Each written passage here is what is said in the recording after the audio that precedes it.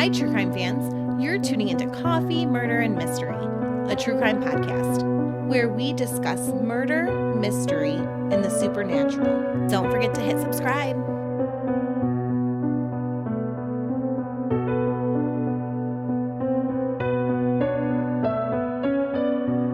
Hey, true crime fans. I'm your host, Melissa Lancaster. I'm Mandy. My friend Mandy is here podcasting with me today for the first time, and we are doing this podcast over the phone.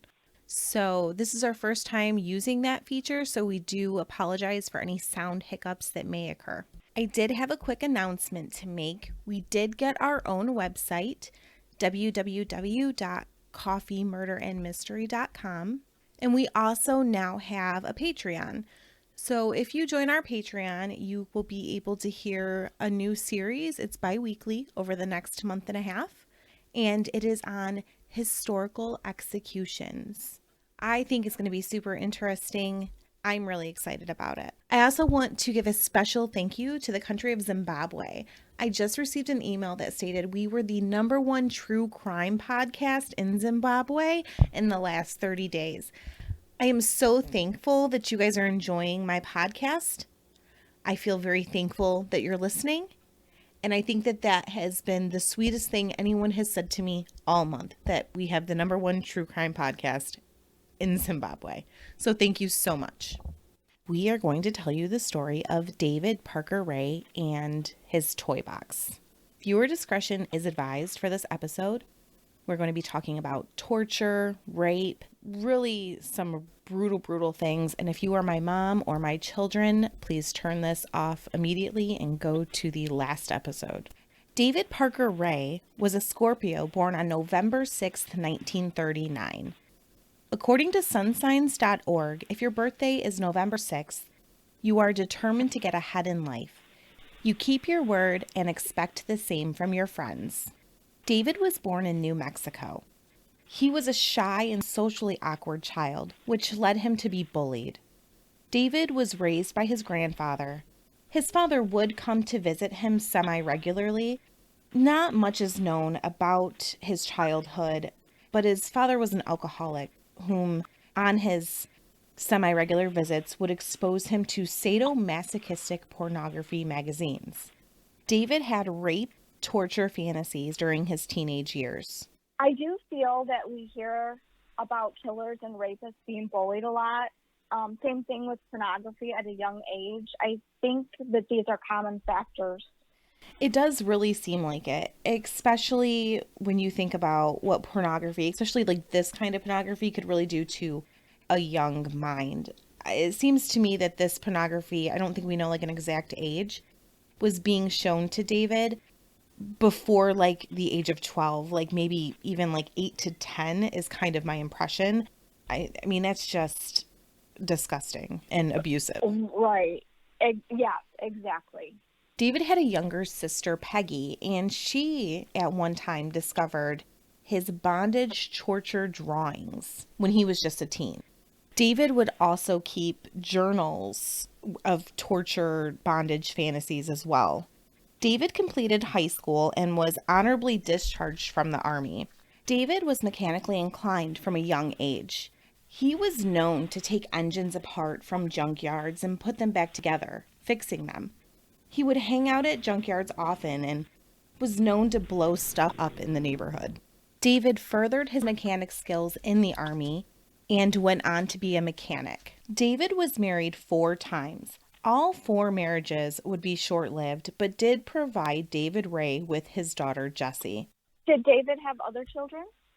David did have one other child, but I don't really see this child in his stories. I believe the mother probably kept custody of this child. Good mother. Definitely a wise decision in this case. But yes. Jessie's mother actually took her and left her while David was in the Army and revoked her parental rights. David did come back from the Army and he did go get Jessie and he did proceed to raise her on his own.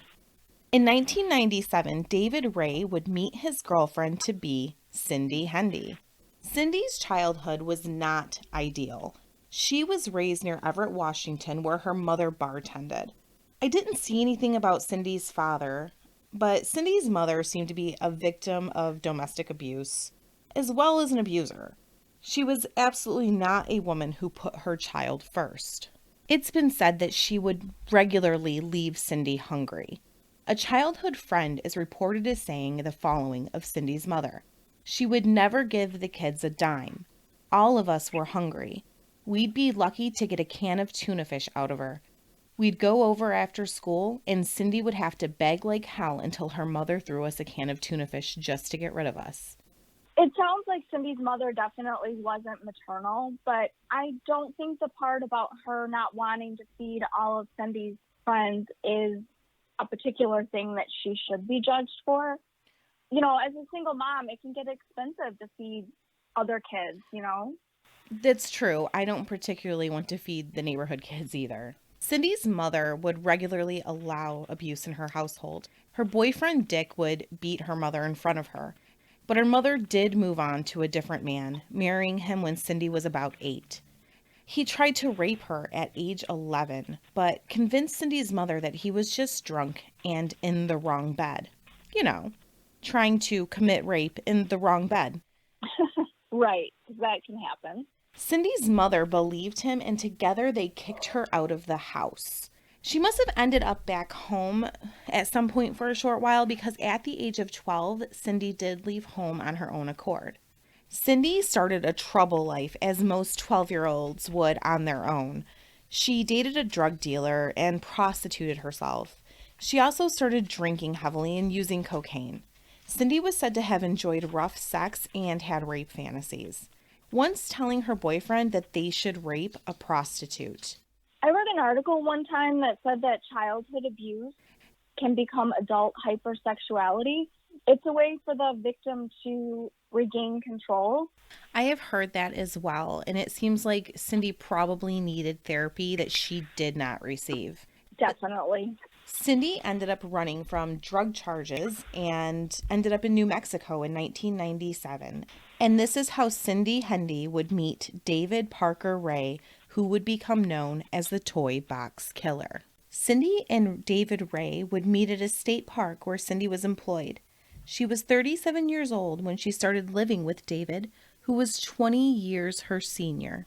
David and Cindy bonded over their deviant sexual fantasies, and he confessed to her that he had been killing women for years, boasting numbers such as 1 a year for 40 years. David Ray supposedly told Cindy, quote, "The thing to do is cut them down the belly, scoop out their guts, fill the chest cavity with cement weights, and use a baling wire to wrap them up." And these were instructions on burying a body in a lake. You know, I wasn't sure what baling wire was, so I looked it up. It's a type of wire used in agriculture and industry for mending fences and binding bales of hay. So when you see the bales of hay in a farmer's field, they are bound with baling wire, and they can be made of iron or steel. And I had no idea what that was. I didn't know what it was either, so that's very helpful. Thank you. You're welcome. David Ray had created a toy box. This was an actual cargo trailer filled with nightmares. Somehow David had got his hands on an obstetrics chair and equipped the chair with restraints.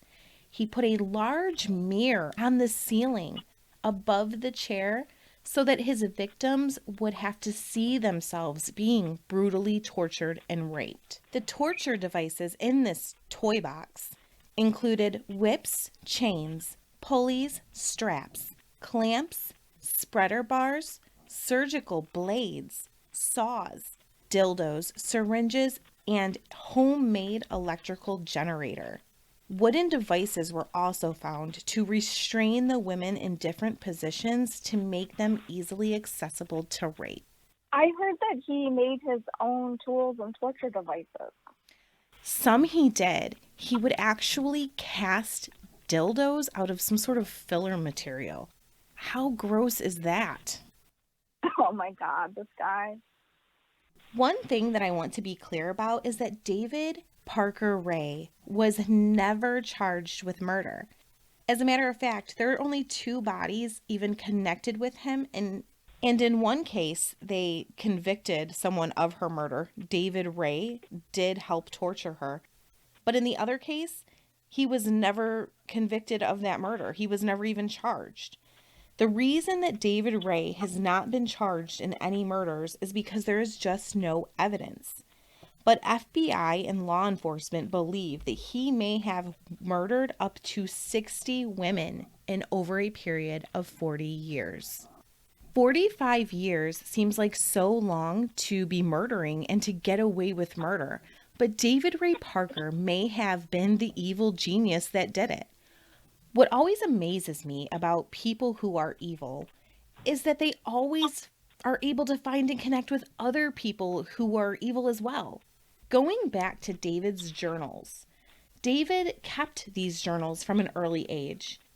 These journals don't seem to be available to the public, but from my understanding, they are not journals documenting David's daily activities. These were journals documenting sexual brutality, BDSM, torture, and sadomasochism, possibly even murder.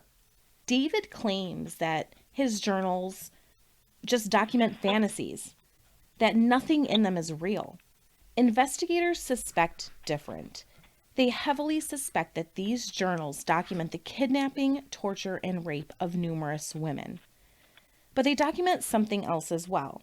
The women who dated David Ray may not have just been women who dated David Ray. They may have been his accomplices as well.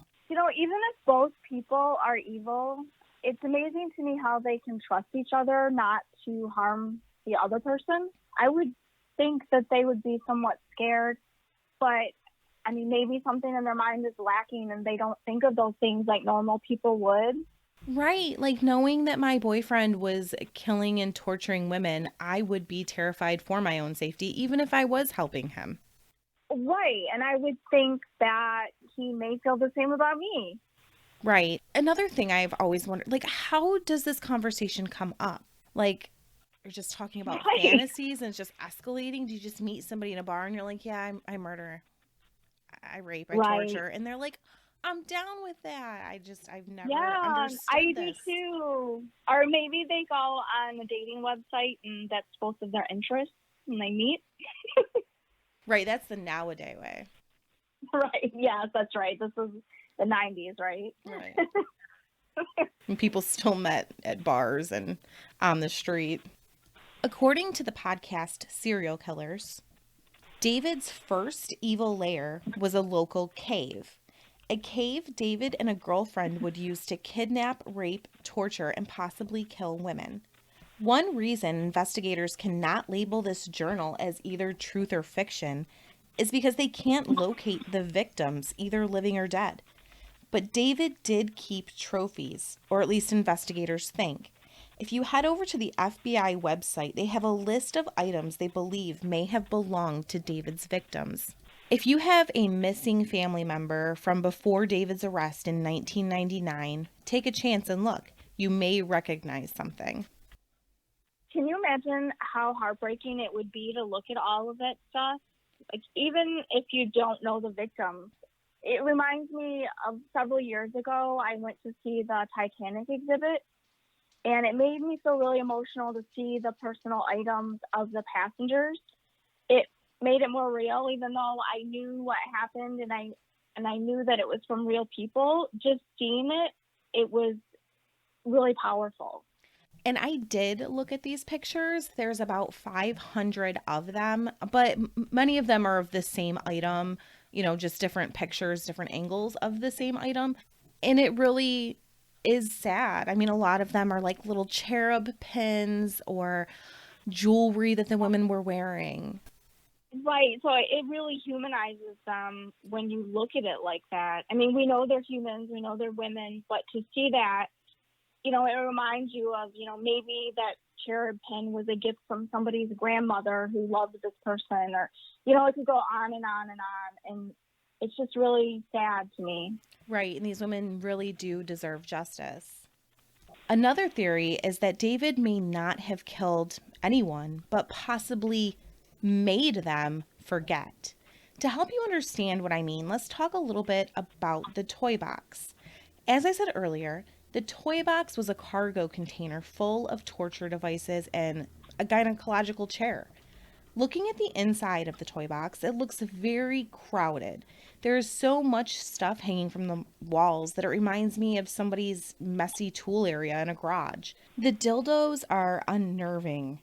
One even says the word stretcher on it and is not suitable for any type of penetration. There were cameras in the toy box as well.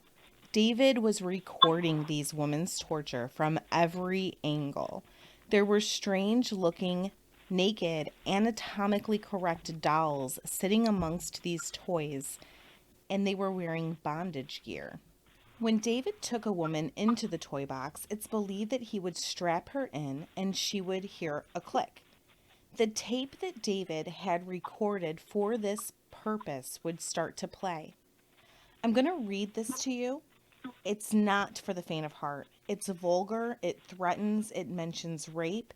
But if you're still listening, it's long, but here we go. I've not heard the tape yet, but this whole thing reminds me of the movie Saw. Like, everything about this sounds like a horror movie. And I love horror movies. I do. But I don't know that I could watch this one. Yeah, we don't love them when they're real life. They intrigue True. us, but we don't love them. Yeah, definitely.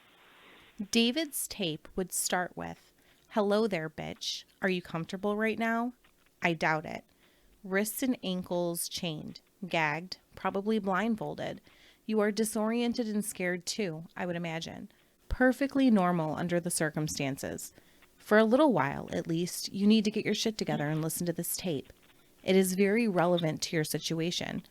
I'm going to tell you in detail why you have been kidnapped and what's going to happen to you and how long you will be here.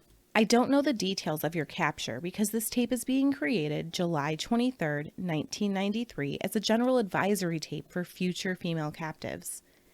The information that I'm going to give to you is based on my experience dealing with captives over a period of several years. At a future date, there are any major changes in our procedures, the tape will be upgraded. Now, you are obviously here against your will, totally helpless, don't know where you're at, don't know what's going to happen to you. You're very scared or pissed off. I'm sure that you've already tried to get your wrists and ankles loose and know that you can't. Now you're just waiting to see what's going to happen next. You probably think that you're going to be raped, and you're fucking sure right about that. Our primary interest is in what is between your legs. You'll be raped thoroughly and repeatedly in every hole you've got, because basically you've been snatched and brought here for us to train and use as a sex slave. Sound kind of far out? Well, I suppose it is to the uninitiated, but we do it all the time. It's going to take a lot of adjustment on your part, and you're not going to like it a fucking bit. I don't give a big rat's ass about that. It's not like you're going to have any choice about the matter. You've been taken by force, and you're going to be kept and used by force. What all this amounts to is that you're going to be kept naked and chained up like an animal, to be used and abused any time we want to, any way that we want to. And you might as well start getting used to it, because you're going to be kept here and used until such time as we get tired of fucking around with you. And we will eventually, in a month or two, maybe 3. It's no big deal. My lady friend and I have been keeping sex slaves for years. We both have kinky hang-ups involving rape, dungeon games, etc. We found that it is extremely convenient to keep 1 or 2 female captives available constantly to satisfy our particular needs. We are very selective when we snatch a girl to use for these purposes. It goes without saying that you have a fine body and you're probably young, maybe very young, because for our purposes we prefer to snatch girls in early to mid-teens, sexually developed but still small-bodied, scared shitless, easy to handle and easy to train, and they usually have tight little pussies and assholes. They make perfect slaves. Anytime that we go on a hunting trip, if we can't find a little teenager, we usually start hitting the gay bars and looking for well-built, big-tittied lesbian. I thoroughly enjoy raping and screwing around with lesbians, and there's not as much danger of them carrying a sexually transmitted disease. and I don't like using condoms. Also, even though they're a little older, unless they've been playing with dildos a lot, they still have tight holes between their legs, like the younger girls. If we can't find a lesbian that we want, we snatch anything that is young, clean, well built. We very seldom come back empty handed, because there's plenty of bitches out there to choose from. And with a little practice and deception, most of them is very easy to get with little risk.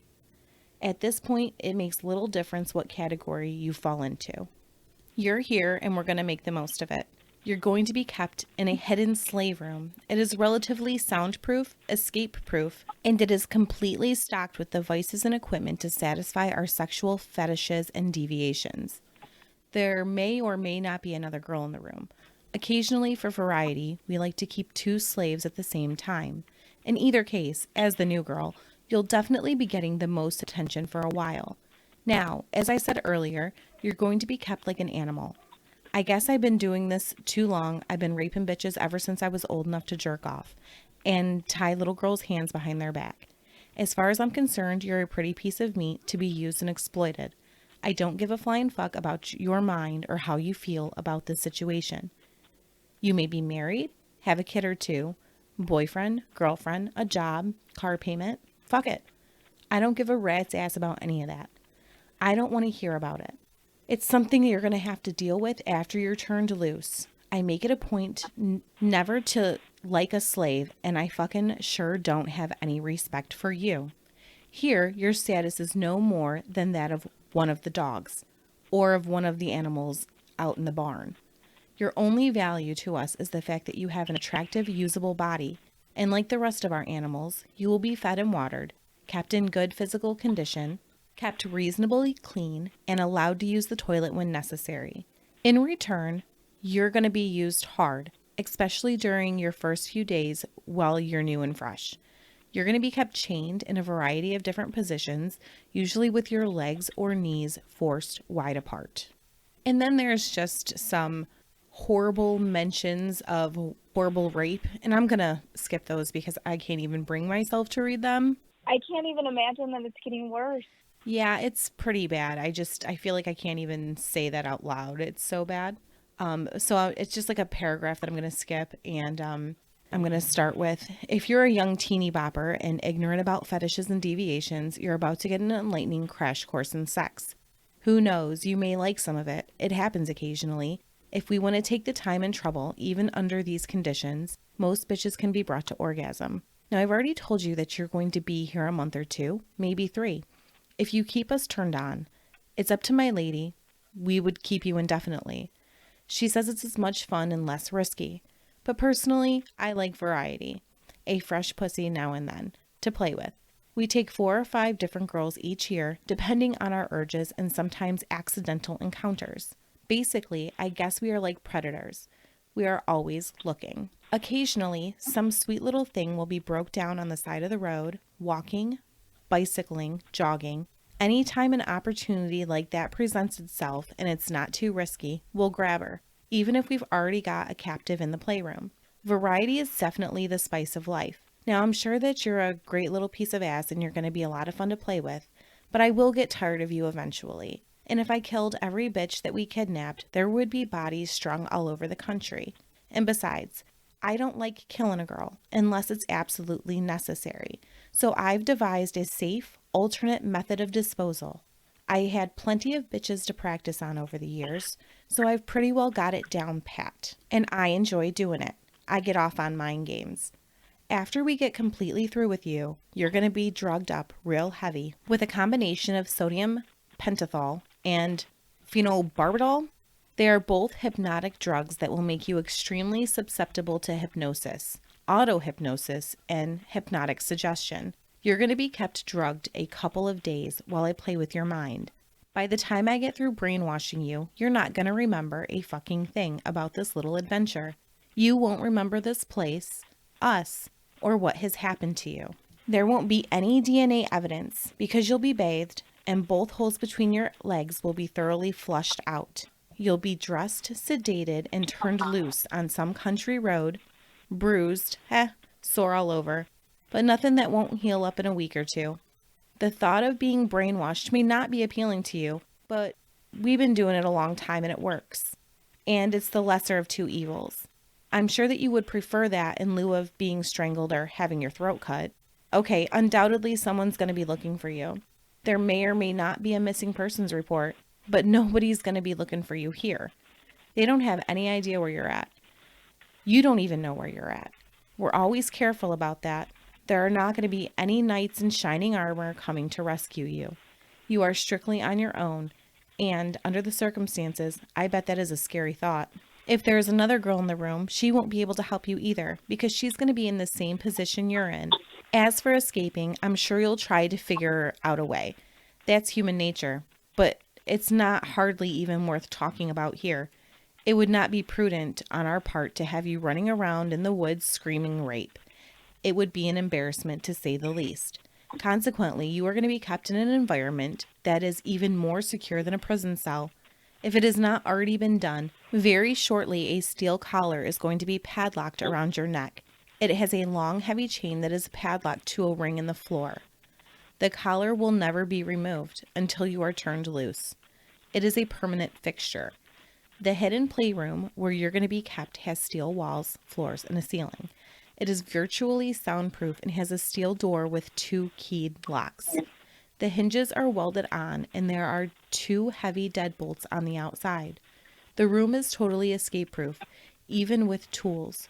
Anytime you are left unattended in the room, your wrists will be chained and there are electronic sensors to let us know if you move around too much. And if that's not enough, there's a closed-circuit TV system with a surveillance camera. It's wired to the main TV in the living room so we can check on you once in a while or just sit and watch you for the fun of it. Electronics is a wonderful thing, expensive, but hell, everything in the room is expensive and damn well worth it. If everyone knew how much fun it was to keep a sex slave, half the women would be chained up in somebody's basement. So I'm not going to read a lot of this section because it's just basic mentions of rape. I'm probably not going to read very much more of it because it's just disgusting. So I'm going to read some just like notable things throughout it. Here's an area that says, I would really hate to have to dump that pretty little body off in a canyon somewhere to rot. I'm not trying to scare you. That's just the way it is. I've already told you that you're going to be whipped lightly for pleasure. The electric shock will be used lightly for pleasure. Most of the other nasty things that we're going to do, for the most part, will be done on your breasts, nipples, and between your legs. The lady is fortunate. She can get off anytime. She just likes to be a little sadistic with a slave once in a while. In my case, I cannot get off with a girl unless I hurt her first. That's basically the reason I'm into rape and slavery, and the reason that you're going to be subject to a certain amount of pain. Mostly what we do to a captive is stick needles in her breasts and through her nipples, through her cunt lips, through her clit, and I'm into stretching certain things. I'm going to skip the next big section. It's pretty much the same things over and over. Just talk about how he's going to use all their holes, the horrible things he's going to do with them. And then the ending states this: eventually things will settle down a little. Then just take it day by day. Well, I believe I've told you about everything that I can. I cannot predict the future. I can't predict changes of procedure. But if this tape is being played for you, I have to assume that it is still reasonably accurate. And I can only give you advice. Be smart and be a survivor. Don't ever scream. Don't talk without permission. Be very quiet. Be docile and obedient, and by all means, show proper respect. And then it ends with, have a nice day. Oh my God, this guy is a monster. Probably like the worst monster ever, actually. I just can't, I don't even have words. I mean, how can you think of all that stuff? How does your brain come up with all of that messed up stuff? I mean, this is stuff, it's terror only out of people's nightmares. So, I mean, what amazes me is that this really seems like he's giving instructions for people that he's kidnapped. And he claims that this is actually a tape that was used in bondage type fantasies and that women knew what they were getting into. The first words of the tape which I found this on the FBI website. I didn't find it in any like transcript of the tape. You can look up this tape and you can find it anywhere, the transcript of the tape. But the first words of it, according to the FBI website, are actually, "This is for adult entertainment purposes only." And to me, it really sounds like even if these women did sign up for like a BDSM fantasy, you know, stuff like that, this seems extra extreme. I could be wrong. It does. I mean, I feel like, and I don't really know anything about it, but let's just say that they did sign up for something. I wouldn't think it would be for months. I could be wrong, Right. but I feel like it would be an evening or a weekend, not months. Right. When Cindy Vigil arrived to the toy box, she found it to be absolute torture. I listened to Cindy's interview on the True Consequences podcast. It's amazing what she endured. It was horrific and she was exceptionally brave. If you get a chance, head over to trueconsequences.com and check out episode 5 to hear her interview. Here's what I took from it. And just to be clear for everyone, we do have 2 women named Cindy that are key players in this story. To avoid any confusion, I want to state their names again. Cindy Vigil is a brave woman who was a victim of David Ray. Cindy Hendy is his evil girlfriend. Cindy Vigil had a hard life. Her mother died when she was young, leaving her to the streets. Cindy did end up a drug addict for some time as well as a prostitute. Cindy Vigil was in New Mexico working the street when she was told a man asked for her specifically. Cindy walked over and got into his RV. David handed the money to a man, I assume this was her pimp, through a window, and the man ran off. Cindy was immediately not comfortable, but David Ray handed her money, and while she was putting it away, David quickly slapped a handcuff on her wrist. Cindy was still mobile and trying to get out of the RV when she was thrown off by David yelling the name Cindy. She thought David was yelling her name and probably was wondering how he knew her name, but David was yelling for Cindy Hendy, his evil accomplice. And when he did, Cindy Hendy appeared from behind a curtain in the RV. She was holding a cattle prod, and with the element of surprise, Cindy Hendy was able to shock Cindy Vigil in the throat, taking her hostage to the ground. They completed cuffing her wrists, fastening her cuffs around a cabinet handle. But as they were driving, brave Cindy Vigil was unscrewing the handle. But when they stopped, Cindy's plan to run for the door was foiled as she fell to the ground, making a noise, and they knew that she was loose.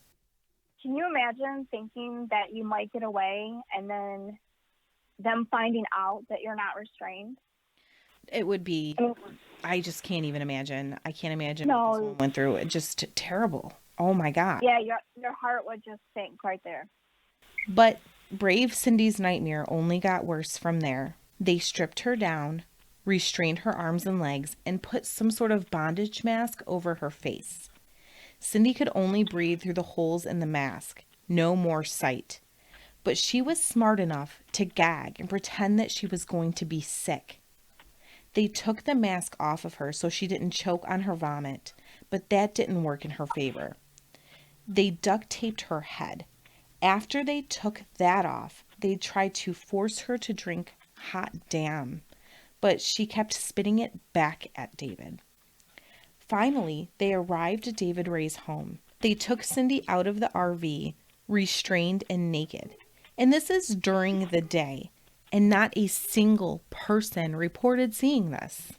This amazes me that they were that bold to take her in the house naked in broad daylight. And some people think that the neighbors may have been sometimes involved in what he was doing and may have known. And to me, they had to have been. How did nobody see this? She thinks maybe he knew, like, when they weren't home, like maybe when they were all at work, but they couldn't have all been at work at the same time. You know, I could buy that maybe if he did this to one person, but he's done this to several people. So how does he get by with that? That's crazy. Right. I mean, if it is true that he did do it to several people, which, I mean, if you go by his tape, if you go by his journals, I mean, nobody knows that 100%, but it seems like maybe he has done this to all those people. Yeah, how could this go on for years and years and years and nobody see anything? Yeah, that's baffling. When Cindy got into the house, they put a thick collar on her and padlocked it. They actually chained her to the wall. They tortured her at times using a battery to shock various parts of her body at various levels for various lengths of time. This is what Cindy refers to as the mock toy box, a room in David's home used for a torture area. In this area, she was placed laying flat on a massage table. In the toy box outside, David would strap women to a gynecological chair. Brave Cindy could overhear the conversation evil Cindy Hendy and David were having. They had kidnapped her to keep her there with David, while evil Cindy was visiting her children for the birth of her grandchild. The fact that they made her lay flat down on the massage table is so scary, because you couldn't see them. I just feel like it adds another layer of torture, taking away, one of her senses. Yes, definitely. According to their conversation, they were going to kill her when evil Cindy returned from the birth of her grandchild. Brave Cindy also overheard David and evil Cindy's plans to kidnap a child. They wanted to raise her as a sex slave. I believe that brave Cindy was put in this situation by whatever higher power for her strength, because after 3 days of horrible torture, 3 days of being shocked, whipped, having things inserted into her, 3 days of being chained, and even at one point having gravy poured on her lady parts for a dog to lick off. After 3 days of this, brave Cindy was chained to the wall by her collar. When she was able to grab a key, David had gone to work and evil Cindy was watching soap operas. While evil Cindy got up to grab a phone call, brave Cindy had her eye on a key that was mistakenly left across the coffee table. She was able to knock the table in a way to get the key close enough to herself to grab the key. Evil Cindy saw this and dropped the phone. Can you imagine having a girl in the other room chained to the wall and you're just sitting there watching TV and talking on the phone? No, and I also can't imagine this the opposite way, where I'm just sitting there chained to a wall and just some bitch is watching TV. Right. And this is a grandma now.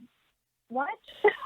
Old people can be evil too, I guess. I mean, she wasn't I old. guess. So when evil Cindy saw that she had grabbed the key, she dropped the phone and ran over to her. She grabbed a lamp and started hitting brave Cindy with the lamp. She also had grabbed an ice pick from somewhere. Nobody quite knows where this ice pick came from, and started stabbing her with the ice pick. But brave Cindy did not give up. She grabbed the phone and the ice pick, and calling 911, brave Cindy threw the phone so that the 911 operators could hear what was going on. Brave Cindy tried to stab evil Cindy with the ice pick, but she hit her in the forehead, and so it didn't like penetrate. It was more of like a scrape. Brave Cindy ran out the door while evil Cindy grabbed the phone and hung up on the 911 operator. The 911 operator called back and evil Cindy told them that all was well. But the 911 dispatcher still dispatched police anyway. And a big thank you to that 911 dispatcher. It is not often in these stories that we hear stuff like this. Usually it's that 911 was not dispatched, that people did not care like they should. And this woman dispatched police anyway. I hope she got a huge raise. Yeah, this is awesome. Until I started listening to true crime podcasts, I always assumed that the dispatcher would always send help when you called 911. And that is just not the case. It's not, and that's really scary. There was a car driving by, and brave Cindy tried to get in it. You can't really blame the woman for locking her doors and driving away. I mean, brave Cindy was naked, frantic, wearing a collar, and covered in blood. She was running through this subdivision looking for a trailer that she thought someone was home at. She ran into the house of an elderly couple begging for help, and they let her in. They let her in, and she said that she sat down at their counter and there was a cigarette burning, and she picked it up and started to smoke it. I guess she deserves that. Yeah. Brave Cindy speaks so fondly of this couple. The woman immediately called 911 while she yelled for her husband to get her the pink bathrobe off of the bathroom door. He covered her with the pink bathrobe and reassured her that he had a 12 gauge shotgun ready, and if anyone tried to get her, they were goners. This couple must have seemed like angels to Cindy. They are angels. Thank God that they were there and didn't shut the door and just, Yeah. yeah. I wonder sometimes like what I would do in these situations. I mean, I would always call the police, but you know, It would be it would be scary. scary. Yeah, because you don't know if it's a trick. Right. And I think that a lot of like us thinking that it could be a trick is because people like Ted Bundy, they would pretend that they were helpless on the side of the road and just to trap women. Right. And then you even hear stories about women being in danger, and when you go to help them, a man or another group of people come up and rob you, rape you, attack you, kidnap you. The women are kind of the bait, so Right. you just don't know. And Cindy did not trust the police that arrived at the scene because their uniforms looked very close to David Ray's work uniform. When he had cuffed her for the first time, he had showed her a badge and pretended to be a cop. But she did say that this was not like any badge that she had ever seen before. But still, she did not trust law enforcement that arrived. Brave Cindy waited for a Hispanic state police officer to arrive before she would leave the trailer. The police had arrested David and Evil Cindy a block away from where Brave Cindy found solace with the older man and woman. They told police that they were only trying to help Cindy, not kidnap her, that they were trying to help her kick her heroin addiction. This brave woman was put in this position by a higher power. She brought them down. She stopped them. And she saved a girl from possibly being kidnapped and raised as their sex slave. So, like I said earlier, David Ray raised his daughter Jessie basically on his own. And it seems the girl was raised to embrace David's perversions, even joining in on them at times.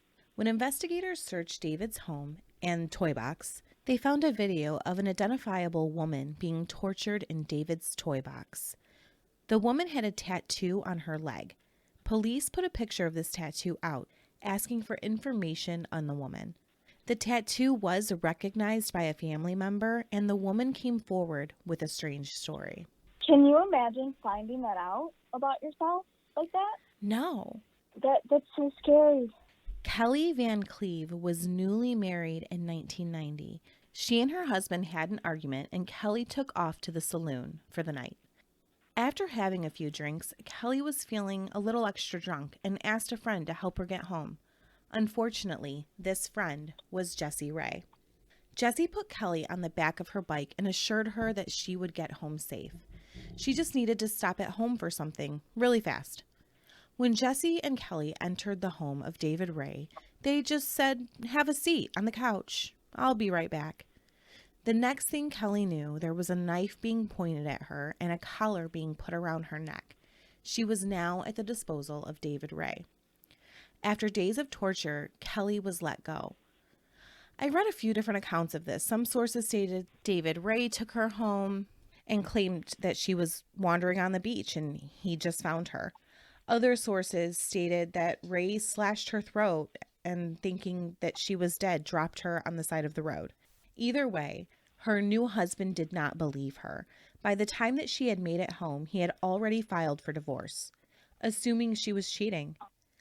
Kelly, on the other hand, claimed she had no memory of the days that she was missing. Remember the chemicals Ray spoke of in his terrible audio tape? So back to what Mandy was saying, this is literally how this woman found out that this happened to her. I am a little bit surprised that she didn't report this. Like, I know she forgot. Like, her memory was wiped, but it said she was talking about the knife being pointed at her. Did she remember that at the time, or did she remember that later? Why wouldn't she tell anybody? So, from my understanding, she really had no memory of any of these events at all, but was having kind of nightmares about them and maybe like a few little glimpses here and there that she didn't know what it was. And then investigators showed her tapes where she could identify that these tapes were, in fact, her. So I don't know what they had on tape and what she remembered or had these nightmares about. So I'm guessing that the tapes probably triggered her memory. From my understanding, I would think, yeah. I would think you would probably want to block some of it out too. I also read that these women were in and out of consciousness while they were being tortured, which makes sense. I mean, Yeah, I think that's your body's natural way to cope. yeah, dealing with it. Extreme stress. Another victim, Angelica Montano, came forward as well. She stated that she had been kidnapped by David and made a police report, and there was no follow up by police. Sadly, she would pass away of pneumonia before her trial. David Ray was never convicted in her case. Now, going back to what I was saying earlier, it amazes me how murderers, evil people, or in this case, rapists, tend to find each other. To me, this can only mean one thing. There are so many more of them out there that you and I think that there are. For instance, if you look back at David's journals over the years, he has 2, possibly 3 girlfriends who were not only okay with this behavior, but accomplices in it. I never thought of it that way before, but you're right. There really must be more crazy people out there than we realize if they manage to find each other like that. And it happens all the time. I mean, so many cases of serial killers pairing up with other serial killers. It's bizarre to me. It really is. I guess I never really thought of it like that until you said it. It's super scary. David's daughter is said to have made a few FBI calls at a few points in time against her father, telling them that he would either murder women or take them across the Mexican border and sell them into sex trafficking. The FBI stated she didn't give enough information to start an investigation on David. So now we are up to 5 accomplices, possibly, counting evil Cindy. David seemed to have another accomplice. After David's arrest, he admitted that Billy Bowers was his accomplice. They were business partners. Billy Bowers was last seen on September 22nd, 1988. His remains would not be identified for 11 years, and no one would know exactly what happened to Billy. Do people think that David killed him? There is suspicion that that could be, but nobody knows. So now we're at 6 possible accomplices. And then there's Dennis Yancey, who strangled Marie Parker. He was convicted, but David Ray seemed to be his accomplice. David helped him torture Marie Parker before Dennis Yancey strangled her. Yancey could possibly get out of prison in 2021. It's also suspected that some of David's neighborhood friends may have been in on this as well, known of his activities, and possibly even joined in at parties that David would have at his home. I don't think that I know one person that would be aware of this type of activity and not report it. It's just crazy how this many people can know about this and participate and not report him. I think that we think that the people around us would report it because we would report it. So that's maybe what they would say to us. But I think that statistically, it's impossible. I think that if they knew that like we didn't feel that way, then they would really maybe show their true colors. Yeah, that's a good point. David was not convicted of kidnapping and torture during his first trial.